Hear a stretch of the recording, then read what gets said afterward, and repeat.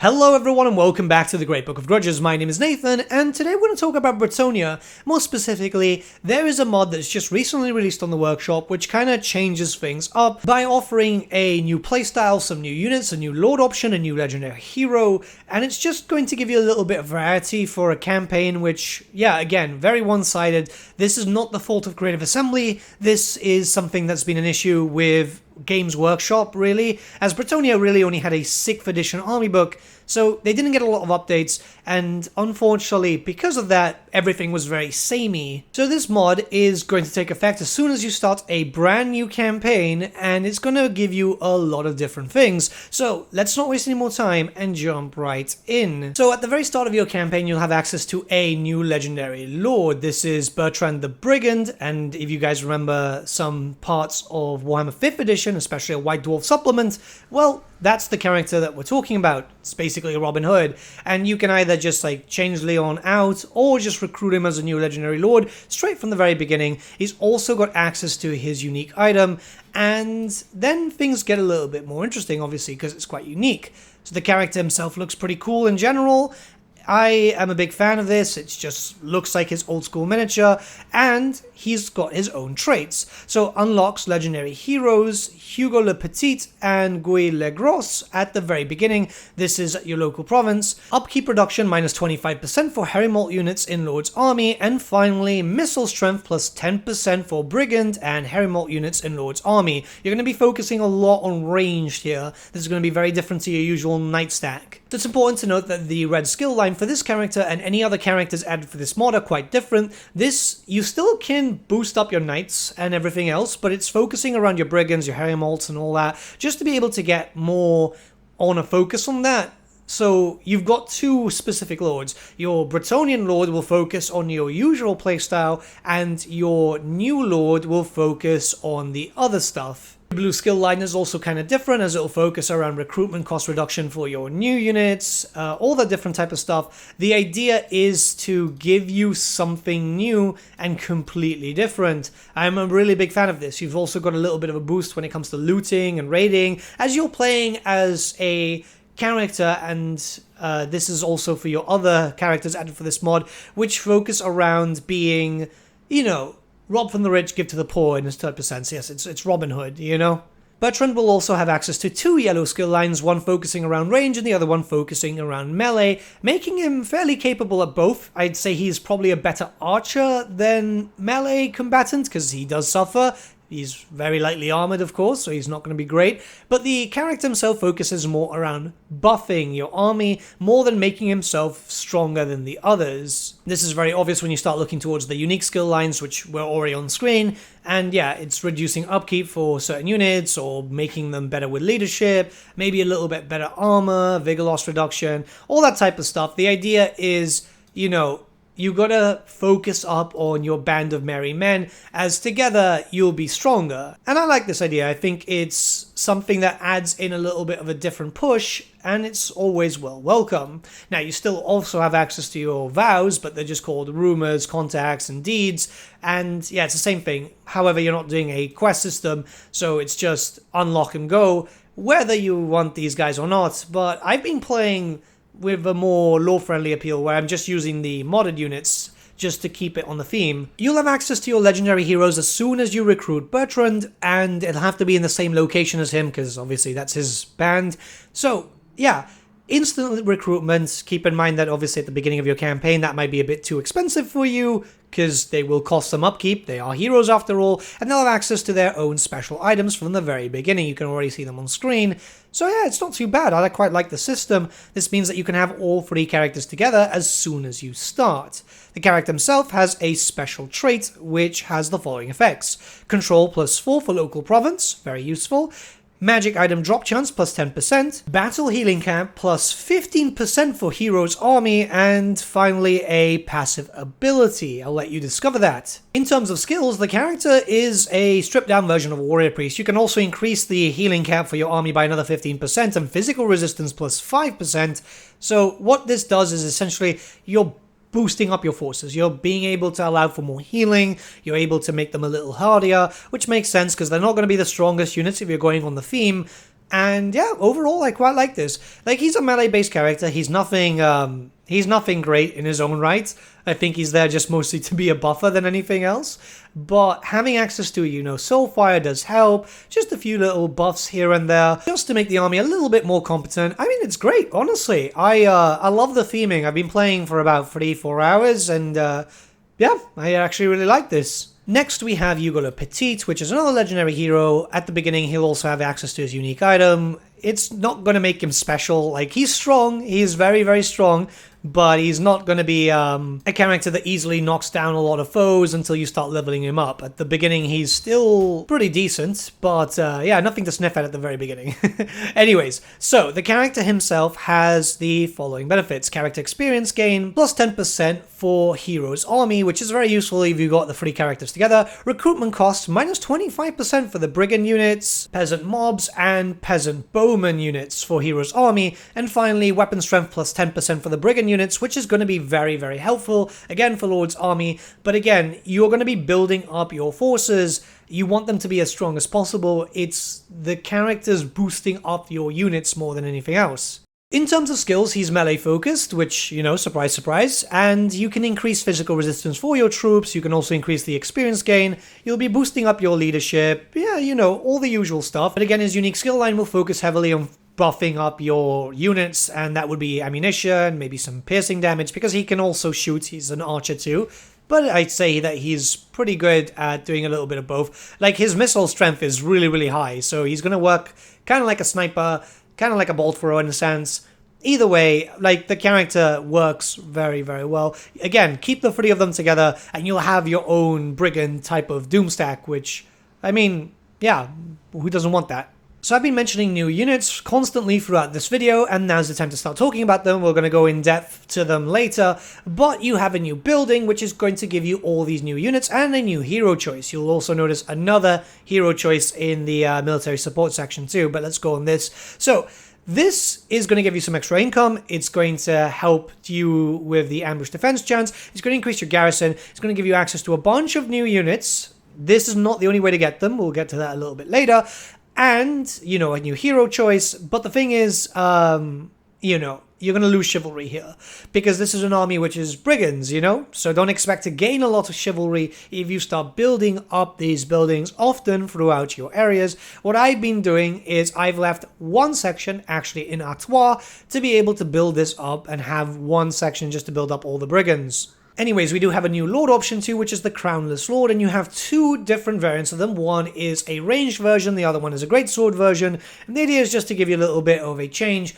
I prefer the ranged version, in all honesty, but I know some people prefer melee lords, and a great weapon is always really good because, armor piercing and all that type of stuff. The Lord option looks pretty cool, and again, it's focusing heavily on your brigand units, so your skill points will be reflective of that. You do have access to a lot of different skills, which are focusing on yourself, though, so just to make your arrows a bit better, general buffs all over the place, which kind of works out quite well. Just make them a bit more durable. You can only have them in war horses, so that's your only mount option, by the way. Don't expect a Pegasus, don't expect a Hippogriff. So this is going to be working on a very different way. And yeah, they still have access to the skills, which will allow you to get like the vows. But honestly, again, just keep focusing on the brigands and stuff, and you'll just have a lot more fun just to have different armies all there.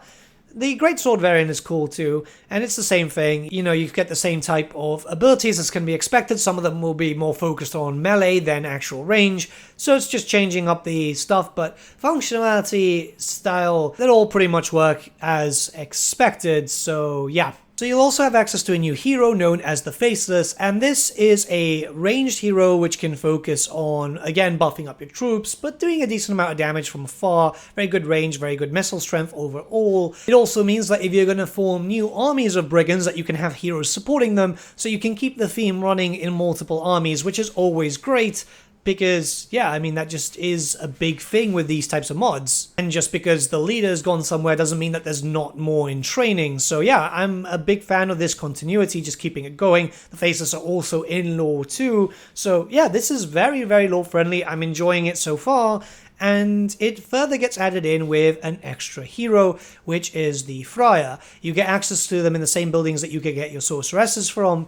And, yeah, These are the same as the Friar that you already have in the legendary hero form, so it's a discount version of Battle Priest. It keeps the continuity going if you want to focus on Brigands, and I don't know if you can actually doomstack these, like just heroes and stuff. Like, it could be possible, but I don't see them very viable.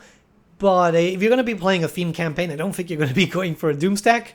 Well, I don't know, some of you might. But yeah, they're not the strongest heroes, like I've said, but they do their part. So before we get into the actual units, there is another way, like I said, that you can get them, and this is through Warband Upgrades. It's only for the Brigands. I'm not sure if it's compatible with the other stuff, like if you play with the Warband Upgrades for Bretonnia mod and all that type of stuff, but it makes sense for the Brigands. The peasants are being recruited to revolt against the lords which are oppressing them, and they want to be better, or these peasants just want to join these warbands because they want to actually do better for Bretonnia, and they feel like being a peasant is not enough, where they want to be active fighting against the hordes of orcs, the undead, the beastmen.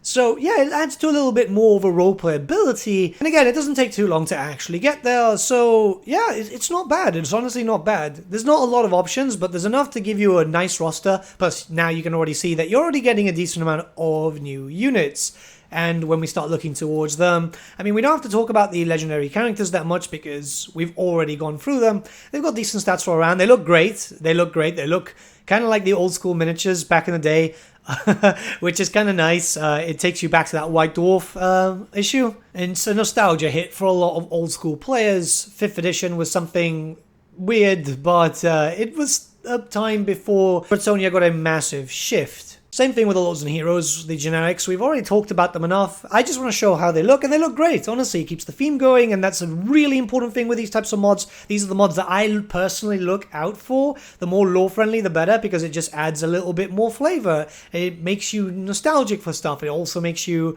feel bad that you never finished off those kit bashes or painted those miniatures. Yeah, this is a regular occurrence with me. Anyways, we're going to look at the units now. The first ones are the Brigands. These are the basic ones. There's 2 variants, but the first one is a Infantry, which is, you know, anti-infantry unit, because they got dual weapons. They're decent. You know, everything's got Vanguard, essentially, barring the Friar. You can already see that below with the unit cards. So essentially, this means that you're going to have a lot of mobility with these types of armies. And the second unit type is a Great Axe Weapon, which, yeah, again, both of them don't have great stats. They're very low tier, but then again, they're the upgrade of a peasant mob. However, having some armor piercing at the very beginning is going to be quite useful if you're going to be fighting against, say, for example, the undead, which are going to spam the resurrection stuff, so they could get access to a lot of Graveguard or even some basic turtle warriors. If you're dealing with some armored orcs, maybe even the fact that, you know, it's very obvious that you're going to be dealing with Norska, as they tend to declare war on you very, very early on. So already you've got access to quite a bit. You can already tell with this new unit that we're already on, you know, it's the same thing. It's armor piercing, so they're actually not too bad. You know, anti-infantry Vanguard deployment they can stalk to, which means that you can hide behind the enemy, just try and sneak up on them and do a lot of damage. It's actually kind of nice to have a few stalk melee troops. It's, again, focusing on the fact of your band of merry men, but I think it works out fantastically well. Waylanders will also come into effect to replace pretty much everything that you've got there with the men-at-arms, and the fact that they can stalk in Vanguard is also very, very useful. So, yeah, you're just getting a better version of the peasant men-at-arms with the halberds, and I think it works out well. I mean, generally, it's a good unit. It's a very, very good unit. By all means, don't be afraid to mix and match these troops, as having a bit of variety is going to be a bit of a power-up here. And you start to notice that later on as you start going into new types of units. Like, for example, the Brigand crossbows are fairly decent. I mean, they're not great, because, yeah, but, you know, having crossbow units that can fire on an arc, they're actually fairly decent. You've got a little bit of support there as you start expanding into more and more types of range weaponry, because you do have a lot of range weaponry here. Like, for example, the Herrimolts, which, you know, will be better for you because, you know, they can stalk, they can fire whilst moving, they've got Vanguard deployment. It's not the best range, I must admit. 160 isn't great, but the fact that you can fire what's moving, you can get into close combat should you want to, because they're decent in melee, which I think is a big saving grace for them. Having a proper hybrid unit, especially when it comes to something so different, when you're expecting a lot of skirmishing combat, you know, that does kind of improve a lot of stuff for you. But you've also got access to another type of ranged unit, and these are your big boys, right? Your aspirant hoods. So very low unit count, but very high missile strength. These are going to be your big boys. I really do like them, and these that can fire in like multiple ways, and you know, they stalk, they can fire what's moving, they've got Vanguard once again. They're freaking great. Yeah, I know that they might not look so impressive because of the low model count, so that means that a lot less arrows are going to get flown out. But yeah, they're pretty good overall, and you can make them be quite nasty as you improve. You've also got access to a Regimental Renown unit, which, as far as I can see, has access to no special abilities or anything. However, you can recruit them from turn 1, and they don't cost upkeep. You just have to pay a flat fee, and that's it. So, yeah, I mean, it's pretty good. And the fact is that you can get it turn 1, again, is useful if you want to start focusing on this straight off the bat, or if you just want to have that, like, you know, just a unit already recruited as you start recruiting. You've got access to 2 different horse units too, so one of them is a ranged unit with Vanguard, all the different types of stuff, they've all got Vanguard I guess, and the other one is more of a melee focus unit. Both of them are quite cheap to run. I really haven't been using them too much in my playthrough, but that's mostly because I've been focusing on a lot of archers and some halberds to kind of keep them safe, just focusing on a whole Robin Hood aspect. I mean, horses kind of work there too, but it's the idea of just preferring one unit over the other, I guess. Speed is nice, but all of your units on foot are actually quite fast too. But yeah, all in all, great mod. This is pretty much what I expect from in the future officially, if Creative Assembly ever want to go back into older lore, and Games Workshop will allow it, because this is a time before Bretonnia got the big revamp type of stuff. I'm a big fan. I'm a big fan. The mod itself can be found in the description below. I'd honestly say try it out, especially if you want to have a new Bretonnia playthrough and you want a separate type of army, you want something completely different. This is definitely going to give you that flavor. But yeah, let me know what you guys think in the comments below, and let's start a bit of a discussion. Apologies for the late post. I have nothing to excuse myself other than the fact that I've got back hooked onto WoW, and I've been playing WoW Classic. So yeah, I'll see you guys soon.